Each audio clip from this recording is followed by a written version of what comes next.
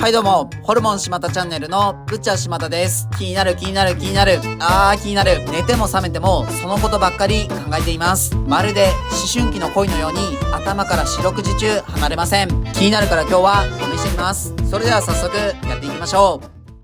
今日はこちらの牛のもも肉を使って日頃から気になっていた素朴な疑問を検証してみます。皆さんに質問です。同じ温度のお湯と風ならどっちのお肉が美味しくなると思いますか？同じ温度なら同じ味ですかね？それとも違いが出ますかね？なんとなく違いは出そうだけど、どんな風に違うのかはわからないっていうのが自分の答えです。なので今日は同じ温度のお湯と風で同じ時間調理してどんな違いが出るのか比べてみます。今日は低温調理器とフードドライヤーを使うことにします。フードドライヤーの最高温度が70度なので、それに合わせて低温調理器も70度に設定します。しっかりと中まで調理されるように6時間調理します。今それぞれ準備ができました。左が低温調理器でお湯です。右がフードドライヤーで風です。それではセットします。フードドライヤーの中に肉汁が垂れてもいいようにアルミホイルをセットして、その上に網を置いてお肉を置きます。上から蓋をして準備は完了です。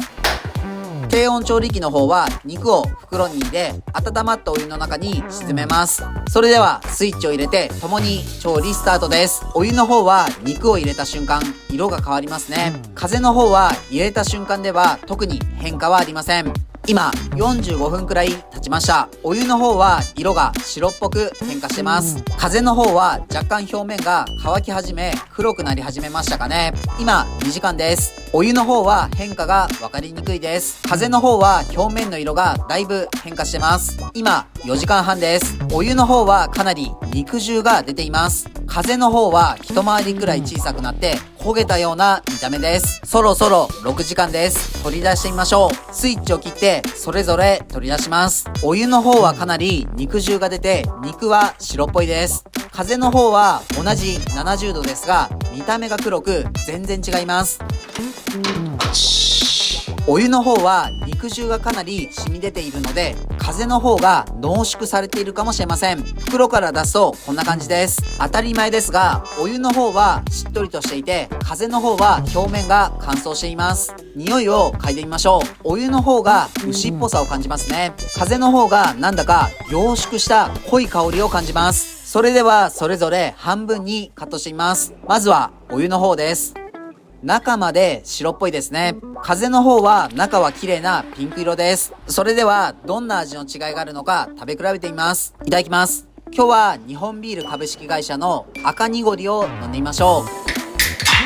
昔同じシリーズの白濁りを飲みましたが、その時は缶が逆さのデザインだった気がします。赤濁りは特に逆さにはしないんですね。気になってネットを見てみると、2022年7月に商品の仕様が変更されてラベルも変わったようです。赤濁りという名前だけど濁りのないビールになっているそうです。なんとも紛らわしいビールです。確かに濁りはなく赤く濃いルビー色をしています。ベリーやオレンジのようなフルーツの香りがふんわりと漂います。口に含むと第一印象、しっかりとしたコクがあり、口いっぱいに香りが広がります。ここ最近飲んだビールで一番コクがあるかもしれません。それではお肉を食べてみます。まずは何もつけずにお湯で茹でたものから食べてみます。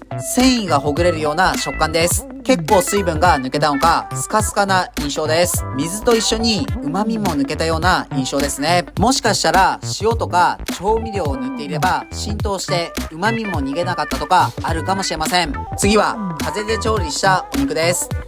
味わいが濃いですね。ワイルドな感じがします。生ではなくしっかりと火が入っています。ステーキというよりはなんだかハンバーグを食べているような感覚です。これはビーフジャーキー作れそうですね。どっちが好みかと聞かれると風で調理した方が好みです。外はかなりドライで中はねっとりしているような潤いがあって面白い食感です。スパイスをつけるとより合いますね。お湯の方はマグロを茹でたものを食べているような食感ですね。今回70度6時間でしたが、温度を変えたり時間を変えても色々変化がありそうです。同じ温度でも調理方法で変化があるのは面白いですね。今日も美味しかったです。ごちそうさまでした。はい、本日の動画は以上です。最後までご視聴ありがとうございます。肉の温度検証いかがでしたか？まだまだ肉の調理は奥が深そうです。自分たちは群馬県前橋市と高崎市でホルモン島田というホルモン屋をやっています。群馬には美味しいお肉を食べられるお店がたくさんあるので、もし群馬に来た際はいろいろ探してみてください。この動画がいいんだと思いましたらチャンネル登録、高評価よろしくお願いします。